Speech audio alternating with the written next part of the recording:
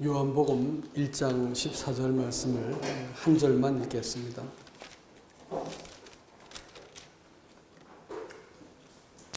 다 아시는 말씀이니까 다 같이 한 목소리로 읽겠습니다. 요한복음 1장 14절 말씀입니다. 시작. 말씀이 육신이 되어 우리 가운데 거하심에 우리가 그 영광을 보니 아버지의 독생자의 영광이요 은혜와 진리가 충만하더라. 이 말씀을 교제하면 그 어떻게 맨날 비슷한 말씀만 계속하는가 뭐 이렇게 얘기를 하는데, 사실 설교의 모든 주제는 딱 한 가지라고 생각이 듭니다. 그것은 예수 그리스도입니다. 우리가 예수님을 잘 아는 그것이 신앙의 뿌리고 본질이고, 우리 인생이 하나님 앞에서 신앙생활이 견고하고 부유해지는 유일한 길은 예수님에 대해서 잘 아는 겁니다. 많은 사람들이 구원받았다 이렇게 말을 하시는데, 하나님께서 왜 구원해 놓으신 것 같습니까? 이렇게 물으면 대답을 잘 못하시는 걸 봅니다. 구원은 하나님이 왜 구원하셨는지 그 목적을 우리가 잘 알아야지,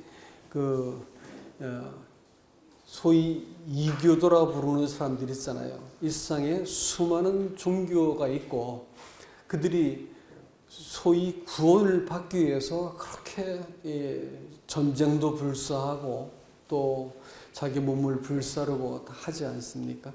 왜냐하면 사람이 살다가 보면 말이죠, 잘 생각을 해보세요. 여러분, 그 사람한테 생명이 제일 소중한데, 생명은 시간 속에 담겨 있지 않습니까? 근데 이 소중한 시간을 무엇을 위해서 내주고 있는지 보세요. 그건 다 하나같이 허무하고 사라지고 없어지고 끝이 있는 이런 것을 위해서 가장 소중한 시간들을 내주고 지금 우리가 살고 있지 않습니까? 그러니까 인생은 가만히 보면 마이너스고 손해보고 살고 있는 거예요. 너무 값진 것을, 값싼 것, 영원한 것을, 없어질 것을 위해서 지불하며 살고 있으니까 이게 참 기가 막힌 겁니다.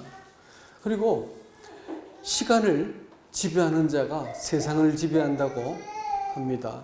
그래서 예전에는 제조업을 하는 사람들이 전 세계에서 10대 기업의 10개가 다 그런 제조업 기반의 회사였습니다. 근데 지금은 다 뭐냐면 플랫폼 기업입니다. 무슨 뜻이냐면 사람들이 핸드폰을 들여다보고 그것이 구글이 되었든지 유튜브가 되었든지 붙들고 사람의 시간을 더 많이 점유하는 것이 곧 권력이고 돈이기 때문에 그렇습니다. 그러니까 시간을 우리가 바르게 사용하지 않는 그것은 영생을 잘 못 살고 있다라는 것이 되는 것이고요. 영원한 것을 위해서 시간을 사용하지 않고 살고 있으면 우리가 아무리 인생을 내가 재밌고 이렇게 또 부유하게 산다 할지라도 그건 다 사실은 부도가 난 것이고 손해를 보고 인생을 사는 것이다, 이렇게 말할 수 있습니다.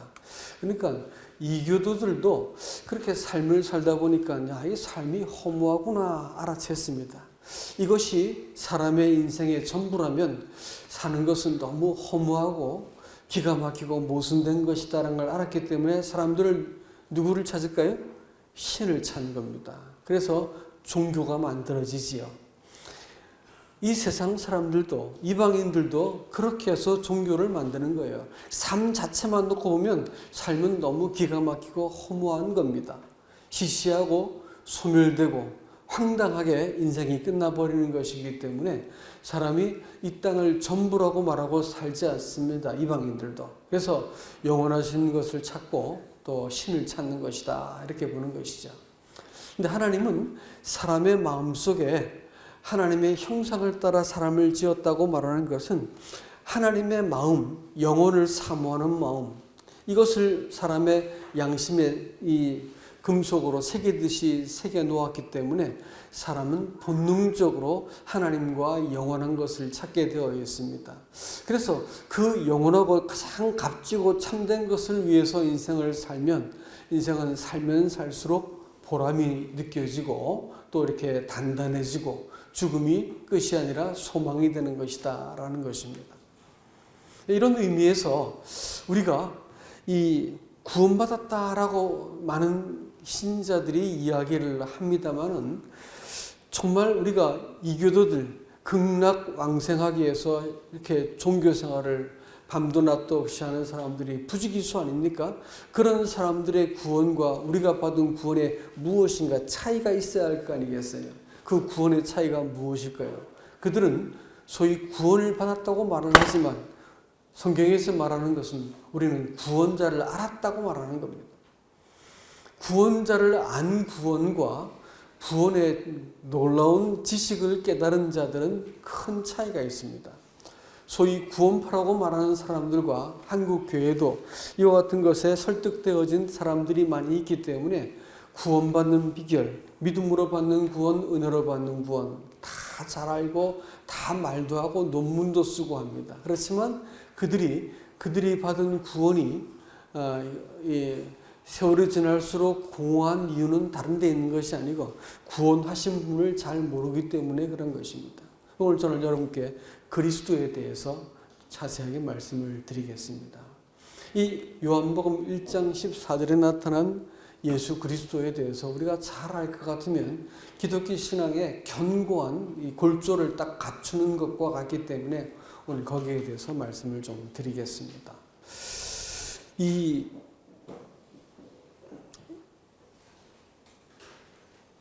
말씀드린 대로 거짓복음이라고 말하는 것은 구원은 받았는데 구원자를 잘 모르는 것이 거짓복음이고요. 또 이 진리를 알았다고 말하는데 복종하지 않은 것이 거짓복음입니다. 여러분, 진리라고 말하는 것은 우리가 알고 있는 과학적 진리도 있습니다. 물리학적 진리도 있고요. 그렇지 않습니까? 우리는 또 세상에서는 진리로 통용되고 있는 도리도 있지 않습니까? 남녀가 유별하고 아버지가 한 분이어야 되고 나를 두 분이 낳지는 않았을 거 아니에요.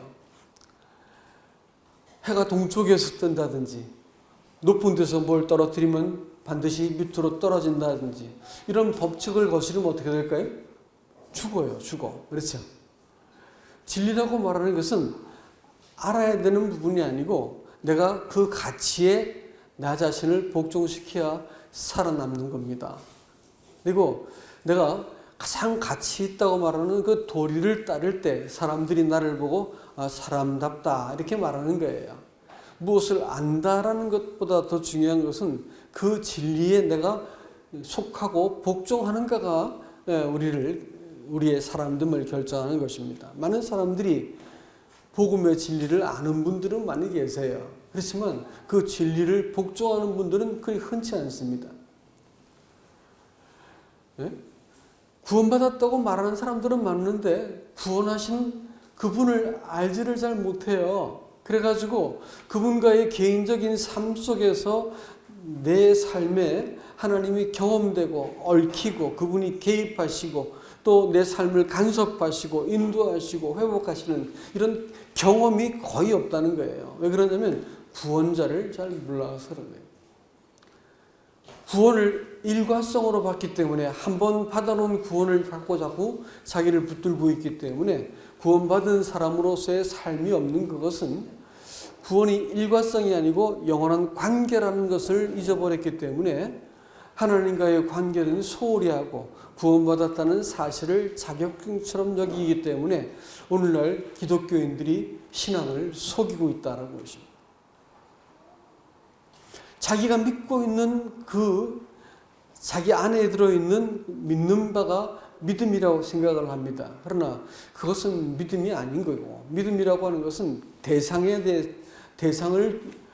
대상이 존재해야 되고 그 대상과 관계 속에서 믿음이 만들어지는 거예요. 그래서 그 대상이 존재하고 그 대상과 관계 속에서 내가 이 신뢰를 몸으로 보여주고 내가 그 약속에 대해서 신실할 때 믿음이 있다 이렇게 말하는 것이지, 내 속에 갖고 있는 신념의 크기를 갖고 믿음이라고 말하기 때문에 사람들이 유튜브로 얼마든지 신앙을 지킨다고 생각하고 있습니다. 그렇지 않습니다. 믿음은 하나님과의 관계입니다. 그래서 세월이 지나도 이렇게 하나님과의 관계 속에서 하나님을 알게 되어진 신앙은요, 거룩하고 단정하고 절제하고 근신하고 하나님을 더 사랑하게 된다는 것입니다.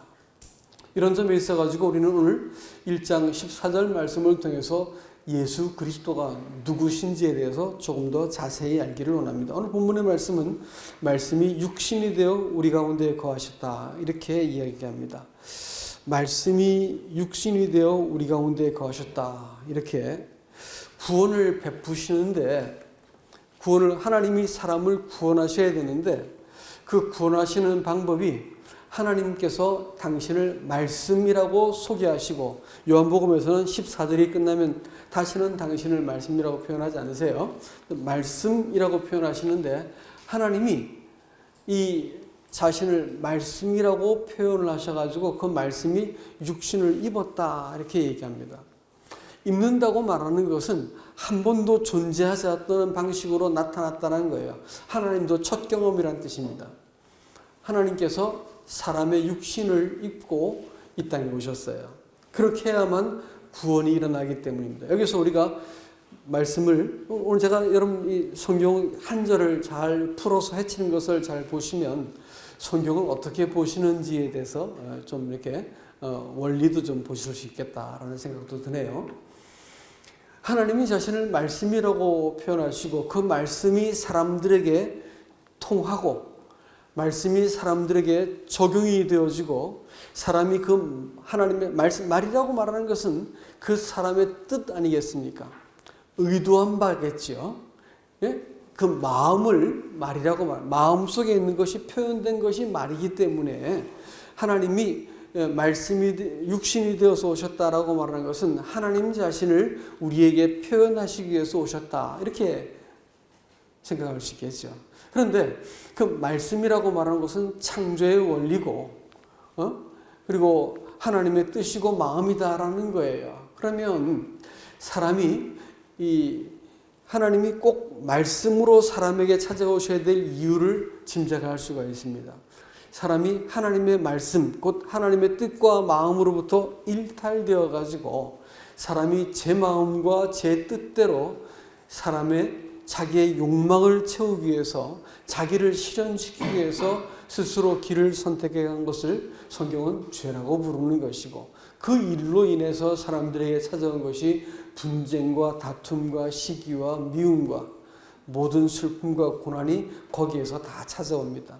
나는 나고 너는 너다라고 말하기 시작할 때 부모 자식의 사이가 순식간에 갈라지게 되어 있고, 그렇게 죽고 못 살던 부부관계가 나는 나고 너는 너야 이렇게 해버리면 어떻게 될까요? 순식간에 깨져버립니다. 하나님은 사람을 창조하실 때에 사람을 하나님의 가슴 속에서 끄집어내셨어요. 그래서 하나님과 사람이 분리가 되지 않도록 그렇게 창조하셨는데, 사람이 고의적으로 하나님의 뜻과 그 마음으로부터 일탈되었기 때문에 하나님은 그 사람을 찾으러 육신을 입고 오셨습니다. 뭘로요? 말씀으로 오셨습니다. 그래서 사람이 다시 하나님의 질서와 마음을 회복하는 것을 뭐라 부를까요? 그것을 영생이라고 부르고요. 구원받았다 이렇게 표현하는 것입니다. 그러니까 신앙생활은 이와 같이 하나님이 잃어버린 사람 가운데 하나님의 마음과 뜻을 전하시고 사람과 하나님이 소통 가능한 존재가 되는 것을 구원이다 이렇게 부르는 것입니다. 오늘날 구원은 기독교 안에 침투한 이 무속신앙이 있습니다. 그것이 뭐냐면 사람이 원하는 것을 하나님이 들어주시는 종교를 우리는 무속신앙, 하등종교 이렇게 말을 하거든요. 그런데 오늘날은 기독교의 이름으로 하나님이 사람의 요구를 들어주시는 이런 기독교로 전락해 버렸습니다. 그래서 사람들이 100일 기도를 하고 100일 금식 기도도 하기도 하고 40일 금식 기도는 물 먹듯이 하고 이렇게 해가지고 하나님이 사람의 뜻을 들어주는 교회, 그쪽에서 새벽 기도하면 잘 기도빨이 받더라. 그러면 사람들이 그 교회로 모이기 시작하고 목사님 안수 받으면 사람들이 응답이 잘 되더라. 교회가 금방 커집니다. 다시 말하면 개신교가, 기독교가 일반 무속화해버렸다라고 하는 사실을 우리가 기억해야 됩니다. 그러나 성경이 말하는 하나님께서 갖고 계셨던 사람을 처음 지을 때 그 관계는 뭐냐면 하나님의 마음이 사람 향해도 받아들여지고 사람과 하나님이 교제가 가능하신 하나님의 관계 속에 사람이 들어가는 이 일을 위해서 하나님께서 사람을 구원하셨는데 사람이 범죄해서 이 땅이 폐괴하게 되었습니다. 만물의 영장으로 지은 사람이 만물을 하나님 뜻대로 통치해야 되는데 자기 욕심과 이 탐욕대로 사람과 만물을 지배하고 횡포를 부리고 소모시키고 피폐하게 만들었다는 것입니다. 이 세상을 위해서 우리 하나님께서 육신을 입고 찾아오셔서 하나님의 말씀을 사람들 가운데 선포하신 것입니다. 이 말씀이 사람들 가운데 통하면 구원받은 사람이고 통하지 않으면 구원받는 정보만 죄사함 거듭남의 비결만 깨달은 사람들은 구원받은 것이 아닙니다. 하나님의 말씀이 마음에 통해진 사람들이 구원받은 사람들이다. 이런 의미에서 말씀이 육신이 되어서 여기까지 찾아오신 거예요. 이 비천한 사람에까지 우리에게 격을 맞추시고 사람의 옷을 입히고 몸을 입으시고 사람의 언어를 가지고 사람의 감정과 소통하시면서 사람에게 교제하시기 위해서 찾아오신 하나님이다. 그리고 그분은 우리 가운데 거하시네 이렇게 말씀하셨습니다. 구원이라고 말하는 것은 한번 받아놓은 것이 절대로 아닙니다, 여러분. 구원이라고 하는 것은 우리 평생 동안 하나님께서 영원히 보증하셔야 되기 때문에 그분은 우리 가운데 거하셔야 된다. 거한다고 하는 말이 어디에서 사용되는 단어냐면 성막에 사용되는 단어입니다. 성막이 이스라엘 백성 가운데 있었다 할 때 그 있었다는 말, 그것이 거한다고 하는 단어입니다. 같은 단어거든요. 구원이라고 하는 성막이라고 하는 그것은요, 사람이 하나님께 아뢰를 수 있고 하나님이 사람에게 말씀할 수 있고 하나님과 사람이 화해하고 동행할 수 있고 사람이 죄를 씻을 수도 있고 새롭게 될 수도 있고 보호를 받고 그 가운데 계신 가장 중심에 있는 분으로 그 사람이 가치를 매길 수 있는 거 아니겠습니까? 사람이 갖고 있는 학력이라든지 소유라든지 이런 친구 관계라든지 이런 걸 가지고 그 사람을 규정할 수가 없습니다. 그건 부분적으로밖에 규정할 수 없는 거예요. 그 사람의 그 가장 깊은 곳에 있는 그 본심이 그 사람 자신이거든요. 그러니까 어떤 사람들이 결혼해가지고 살다가 아무개 엄마, 또 엄마, 이렇게 다른 이름으로 아가, 며느라 불리다가 어느 날 자기 이름을 이렇게 늙어가지고 노인학교, 노인대학인가 가가지고 자기 이름을 부르더래. 근데 너무 자기 이름이 어색하더라고 하는 얘기를 들었어요. 이름을 잊어버린 것이죠. 어떤 역할로서, 관계로는 자기가 이름을 불려졌지만 정말 나 자신이 누군지를 한 번도 생각해 보지 않고 그냥 살다가 보니까 자기 이름이 어색해져 버린 겁니다. 여러분, 우리 가장 사람의 마음 가운데 있는 그 사람이 하나님과 딱 만나게 되어지고 그 사람과 함께 동거하게 되어질 때 새로운 사람이 만들어집니다. 여러분, 이것이 소위 영생을 얻은 사람이에요. 마음 가장 깊은 곳에 계신 분이 하나님을 딱 대면하게 되어지는 것이 영생이다. 그리고 또 그분은 이 구원을 보증하기 위해서 가장 깊은 곳에 우리 가운데 딱 좌정하고 계세요. 그래서 이 사람을 이스라엘 사람들이 그 민족을 무엇으로 불렀냐면 그들 가운데 계신 하나님, 성전이 있을 때만 그들은 하나님의 백성으로 불려졌습니다. 동일하게 그리스도인들이 뭘로 불러줄 수 있냐면 우리 가운데 가장 양심과 이성과 인격의 가장 깊은 곳에 그리스도가 계실 때 그리스도인으로 불러지는 거예요. 살다 보면 이래저래 처세하고 관계와 역할로 우리가 그냥 정신없이 살다가 아침에 일어나서 또 저녁에 또 쓰러져 잡니다. 그러다 보니까 우리가 그만 우리 속에 가장 깊은 곳에 있는 사람을 잘 기억하지 않고 지내게 됩니다. 그러나 우리가 하나님 앞에 딱 대면하는 그 사람이 내 허위와 과장됨과 겉옷이 다 벗겨지고 남아있는 속사람이 하나님과 딱 대면하게 되어진 장소가 우리 복판에 있으면 하나님의 사람이다라는 겁니다. 아무리 흔들려도 그것만 있으면 되는 거예요. 그리고 재밌는 것이 우리 가운데 이렇게 말했어요. 내 가운데라고 말하면 이해가 좀 쉽겠는데 우리 가운데 이렇게 말했습니다. 우리가 누굴까요? 교회입니다, 여러분. 교회. 그래서 성도들이 몸된 교회 안에서 흉허물이 드러나고 삶의 간증이 드러나고, 제가 가끔 그런 표현 쓰지만 제가 젊었을 때 제가 이렇게 이성적인 사람인 것처럼 보이지만 감성적인 사람입니다. 그래서 종종 설교하다가 이렇게 눈물을 이렇게 흘릴 때가 있었어요. 그래서 제가 이렇게 연약한 것을 고백하라고 눈물을 흘리면 사람들이 무지하게 좋아하더라고요. 그래서 좀 이렇게 심술도 나고 또 부하도 나서 왜 그렇게 내가 이렇게 어렵다는 말을 하면 이렇게 사람들이 좋아합니까? 이렇게 물었더니 당신도 나와 같은 사람이라는 것을 알게 되었기 때문에 기쁜 것입니다. 이렇게 말을 하더라고요. 제가 이렇게 앞에 서니까 좀 저는 죄도 안 짓고 그런 사람인 것처럼 생각했던가 봐요.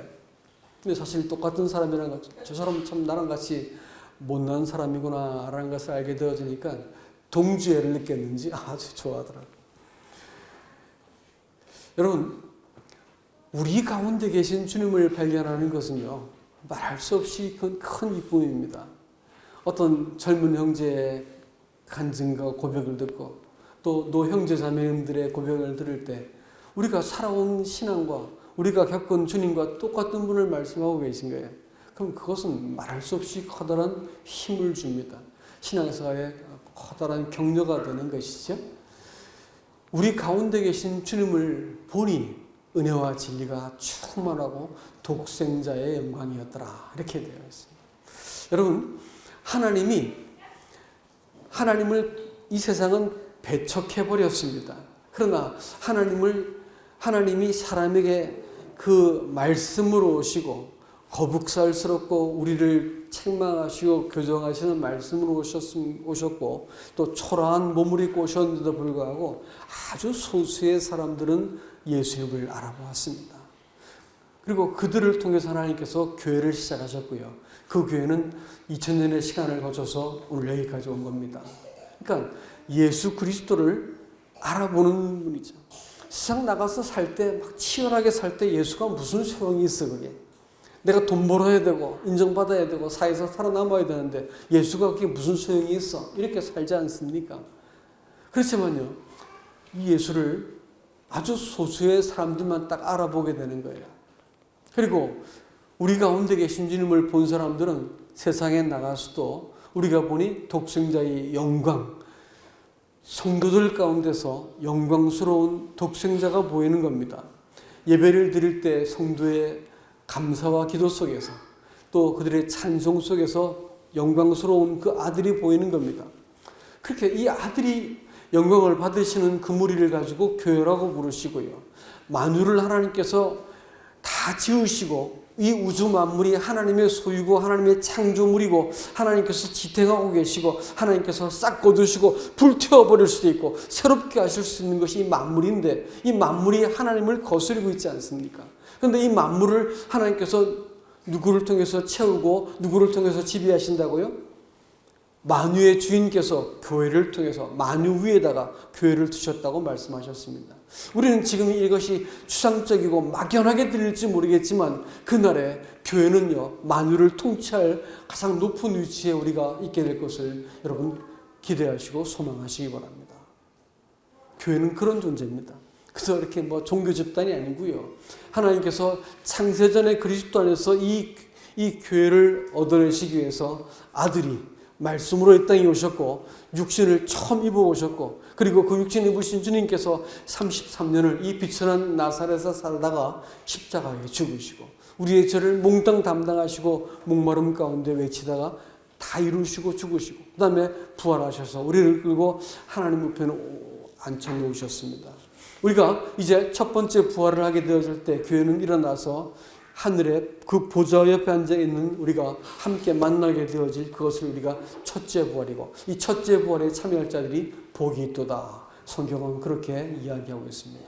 여러분, 이 구원을 우리가 얼마나 소중하게 생각해야 될지를 생각해 보시기 바랍니다.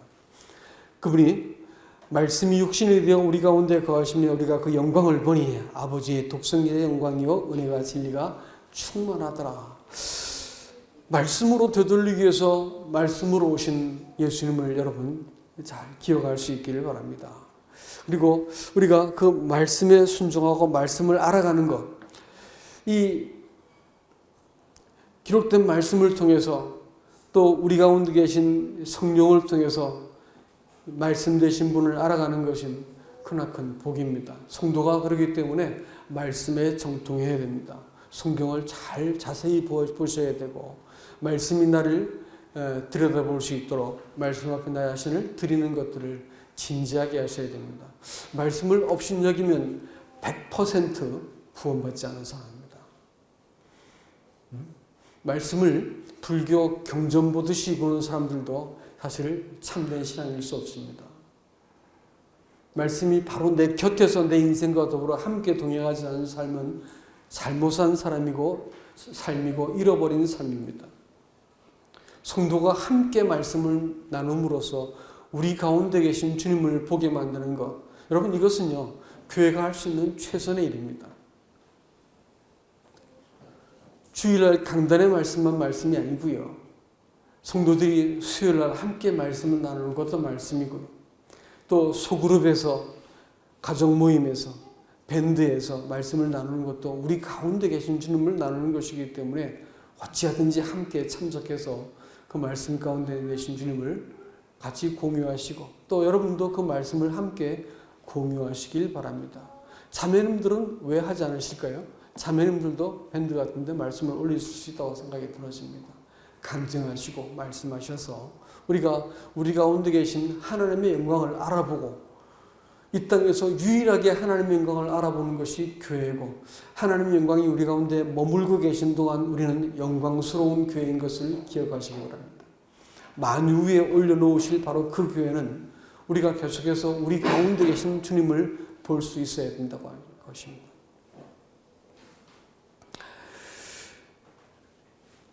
재밌는 것이 우리가 본이 이렇게 또 말을 하지 않습니까? 우리가 본이 보니까 독생자의 영광을 알아보았습니다.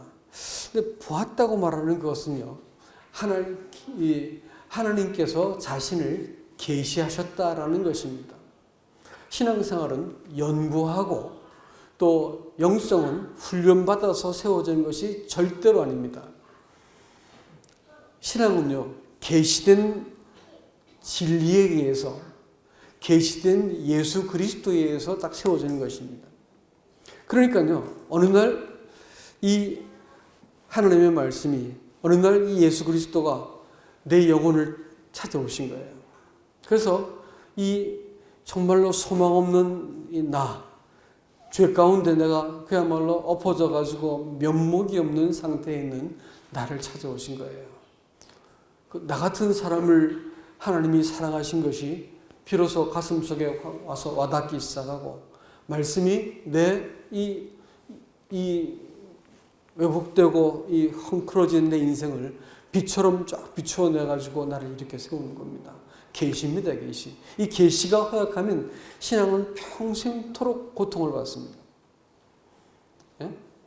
계시가 명확해져야 돼요. 기독교 신앙은 계시에 근거한 것이지 내가 탐독해서 알아가는 것이 아닙니다. 연구하고 훈련받아 알아가는 게 아니에요. 말씀이 내 속에서 빛처럼 쫙 비쳐 들어올 때 그때 놀라운 체험이 일어납니다. 막 물걸 불고 막 이렇게 막 뒤집어지고 이런 말이 하는 게 아니라 명확하게 이분이 예수님이시구나. 내가 사랑받은 사람이구나. 내가 하나님의 것이구나. 이런 것들이 순식간에 마음속에 쫙 정리가 되어집니다. 이걸 또 평생토록 알아가는 것이죠. 이 계시, 우리가 본이라고 말했을 때 이 계시를 통해서 알게 되어진 하나님, 이 예수 그리스도. 여러분, 하나님의 계시가 제일 많이 드러난 곳이 어딘지 아세요? 물론 성경이지만 가장 강렬하게 드러난 곳이 어딘지 아십니까? 십자가입니다. 십자가는요, 하나님의 아들이라도 하나님께서 죽이셔야 돼요. 심판을 하셔야 되는 것입니다. 하나님의 공의가 그처럼 완전하게 드러난 적이 없었습니다. 하나님의 아들이라도 반드시 죽이셔야 되는 것이 하나님의 공의라고 하는 측면입니다. 사람들은 하나님의 공의를 보지 못하기 때문에 하나님이 사랑하셨으니까 이런 얘기만 하고 있는데 아니에요. 십자가는 하나님이 아들을 죽이신 곳입니다. 하나님의 공의를 위해서예요. 왜 그렇게 하셨을까요? 공의가 성취되어야만 사람을 하나님께서 구원하실 수 있기 때문에 그렇습니다. 공의라고 말하는 것은 뭐라고 했어요? 온전함이라고도 설명할 수 있겠지만 justice 라고 말할 수 있지만 그것은 다른 말로 하나님의 신실함이라고 말할 수 있는 것입니다. 사람을 향해서 하나님께서 약속하셨어요. 내가 여자의 후손을 반드시 보내서 이 뱀의 머리를 깨뜨리고 구원하실 것을 약속하셨습니다. 그 구원을 주님께서 구약 시대 내내 무수히 모형으로 그림자로 보여주시다가 마침내 하나님께서 아들을 보내서 십자가에 죽게 하심으로써 하나님께서 그 약속에 신실하신 그 의로움을 의롭다는 말이 약속에 신실하다는 말이라고 말씀드렸죠. 그래서 약속의 신실하심을 하나님께서 마침내 보여주었어요. 신실하심을. 그리고 나서 어떻게 했다고요?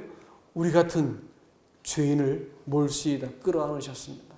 십자가는 어떠한 죄인도 용서받을 수 있는 것입니다. 하나님의 자비와 은혜가 가장 넓은 팔로 보여준 것이 십자가였습니다. 그러니까 십자가는 뭐예요? 하나님의 공의와 하나님의 은혜가 민글드.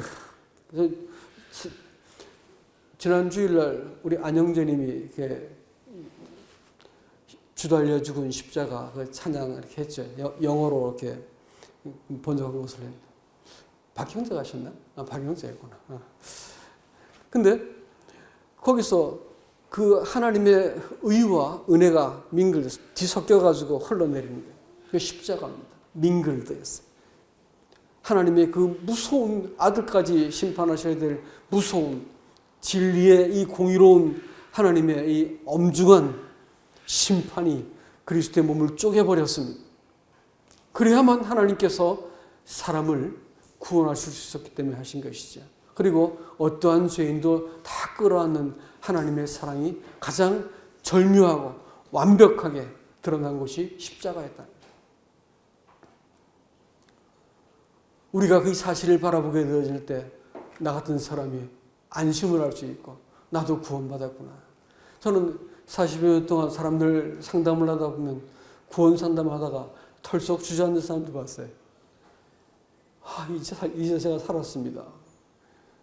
이렇게 하면서 마음에 비로소 안심이 되어가지고 하나님 앞에서 이렇게 나도 구원받았습니다 라고 고백을 하는 것을 봤습니다.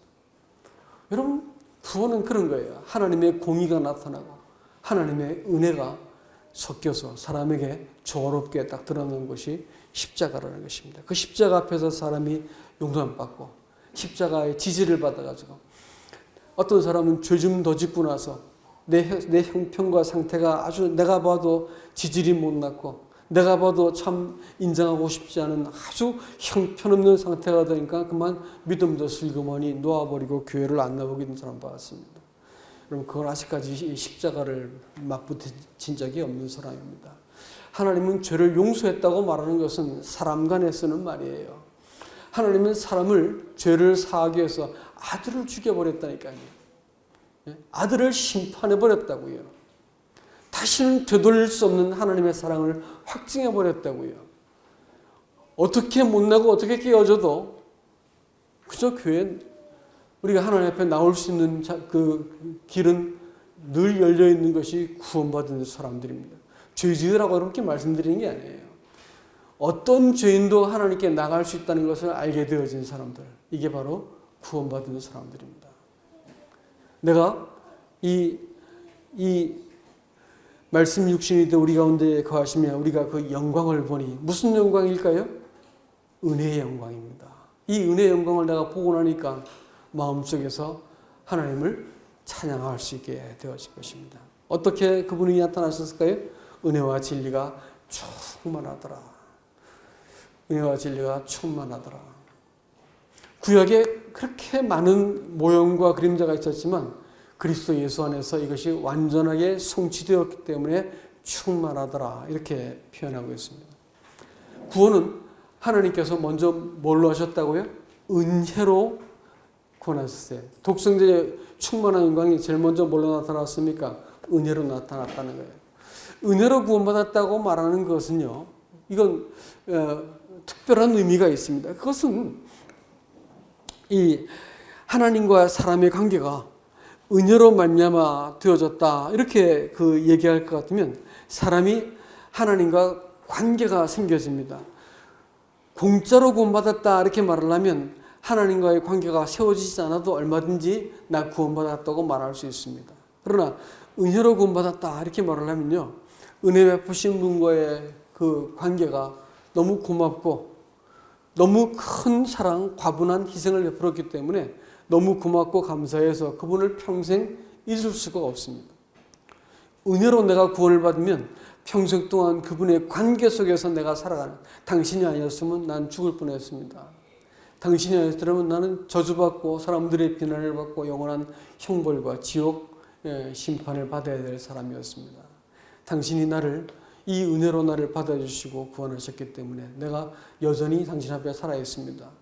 죽을 때까지 해도 다 못할 노래가 하나님의 은혜의 영광을 찬미하는 것입니다.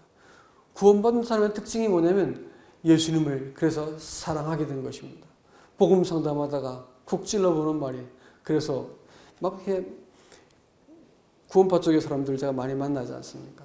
구원 상담 하다 보면 하는 얘기가 뭐 얘기를 많이 해요. 근데 그래서 주님 사랑하게 되었습니까? 이렇게 얼어붙어 버립니다. 말을 못해요. 지식으로 깨달은 구원, 공짜로 받은 구원은 예수님 사랑하지 않고도 믿을 수 있는 것입니다. 그러나 은혜로 받은 구원은 예수님을 사랑하지 않은 구원은 참된 구원이 아닌 것입니다. 그래서 깨달아서 받는 구원이라고 말하는 것은 지식을 알지언정 예수님과 관계가 만들어지지 않았으면 그것은 허위 구원이다 이렇게 말을 할 수 있습니다. 그런가 하면 진리로 구원을 받았다 이렇게 말을 했습니다. 여러분, 구원은 성경에서 일관되게 하나님께서 거룩하게 하게 하시려고 구원하셨다 이렇게 말을 합니다. 하나님의 아들이 그냥 용서해 놓으면 받을 수 있는 구원을 주신 것이 아니고 하나님의 아들이 나 대신 심판을 받아서야만 구원할 수 있다라고 말하는 것은 하나님이 우리를 거룩하게 하시려고 구원하신 겁니다. 행복하게 하고 기도 응답 받아가지고 부자 되고 자기 성취하게 되는 기독교는 부지기수로 우리 집 주변에 많이 있지만 사람을 거룩하게 만드는 구원은 흔치 않은 것을 여러분 아셔야 됩니다. 우리를 거룩하게 하시기 위해서 구원하셨어요. 거룩하다고 말하는 것은 도덕적인 무결함을 의미하는 것도 있지만, 그러나 거룩하다고 하는 말은 한마디로 말하면 하나님만 거룩한 거예요. 그분이 완전하고 유일하시고 온전하시다, 흠과 티가 없으시다, 왜곡된 것이 없으시다 할 때 거룩하다라고 말하는 것이거든요. 그러니까 우리가 하나님께 속하여서 하나님처럼 된다라는 말이 거룩하다는 말입니다. 신앙생활은 지멋대로 하기 위해서 구원하신 게 아니에요. 자기가 원하는 만큼 믿으라고 구원하신 것도 아니고요. 여러분, 한 사람의 인생을 우리가 평가를 할 때 있어서 평가함에 있어가지고 그가 가장 소중하게 여기고 추구한 바가 무엇인가로 알 수 있을 것입니다. 그 사람이 평생 내가 어떤 사람이다라고 생각한 것만큼 사람이 살게 되어 있어요. 돈이 최고지 하면요, 가족관계도 깨어지고 선생이라는 직업을 가지고도 얼마든지 부당한 그 봉투를 받을 수 있고요. 또 바른 정치를 해야 될 사람들이 자기의 당과 개인의 이익을 위해서 진실을 호도할 수도 있고요. 얼마든지 사람들은 그렇게 할 수 있는 것이 사람입니다, 여러분. 그러나 우리가 참된 구원을 받게 되어지면, 하나님이 거룩하게 하기 위해서 나를 구원하시다고 사실을 알게 되어지면, 사람이 자기 평생 살아야 될 것이 하나님의 거룩하심 앞에서 인생을 헤아리고 살게 되어 있고요. 하나님의 자녀로 인생을 살게 되어지기 때문에, 내가 교회를 평생 다녀도 뭐 하고 살았습니까? 이렇게 말을 할 때 대답할 수 없으면 그거 별로 심통하게 인생을 산 게 아닙니다. 사람은 내가 누군지를 정확하게 인식하는 게 중요합니다. 우리는 그리스도의 이 몸된 복된 이 교회의 지체입니다. 그렇기 때문에 사람은 몸된 교회를 섬기고 내가 돌보고 무엇인가 역할을 하는 사람으로 인생을 살아야 될 것입니다. 그리고 또 우리는 이 예수 그리스도를 우리에게 맡기셨기 때문에 우리 인생을 살아갈 때 복음을 위해서 내가 만나는 가족들, 내가 부딪히는 삶의 현장 속에서 예수 그리스도의 사람으로 처신하고 예수 그리스도를 말하는 사람으로 살도록 우리를 구원하셨습니다. 이런 것으로 내 인생을 살지 않을 것 같으면 우리는 우리를 거룩하게 하기 위해서 부르신 하나님의 부르심을 아직 잘 모르는 거예요. 진리로 구원하신 이 구원을 제대로 받은 것이 아닙니다. 은혜로 받았다, 사랑으로 받았어요 이렇게 말하지만 정말로 구원의 목적, 은혜라고 말하는 것은요, 진리를 위해서 존재하는 것이었습니다. 예? 하나님의 은혜는요, 하나님의 사랑은 하나님의 말씀 때문에 존재한 거예요. 예? 하나님의 말씀, 그 진리가 사람한테 딱 먹히고 사람이 그 질서를 따라 살도록 만들게 하기 위해서, 이런 사람을 만들기 위해서 하나님께서 넘치고 포기하지 않고 끊어지지 않는 사랑과 은혜를 자꾸 공급해 주시는 겁니다. 왜요? 그렇게 네가 있는 그대로 내 구원했으니까 있는 그대로 살다 죽으라고 우리를 구원하신 게 아니라고요. 있는 그대로 우리를 사랑하신 건 맞지만 있는 그대로 살으라는 말은 아닌 것입니다. 우리가 거룩하게 하기 위해서 우리를 구원하셨기 때문에, 우리가 지금까지는 왜곡되고 개인의 욕심과 이기심과 편향된 내 생각과 뜻을 따라 인생을 살던 사람이요, 이제 하나님 편에 서고 하나님 뜻을 구하고 하늘에서 이미 이루어진 뜻이 내 인생 가운데 성취되기 위해서 내가 삶을 하나님께 조정하고 그것을 목적으로 삼는 사람이 되도록 하기 위해서 우리를 구원하셨다는 것입니다. 여러분, 이렇게 볼 것 같으면 은혜와 진리가 충만하다라고 말씀하신 우리 하나님의 구원의 방식이 은혜와 진리지 않습니까? 이 진리로 구원을 받았다라고 하는 말은 우리가 정말로 무겁게 받아들여야 됩니다. 내가 너에게 이런 말이 영이요 생명인 줄 알라라고 말씀하셨죠. 예, 영생은요 말씀 가운데 있는 겁니다.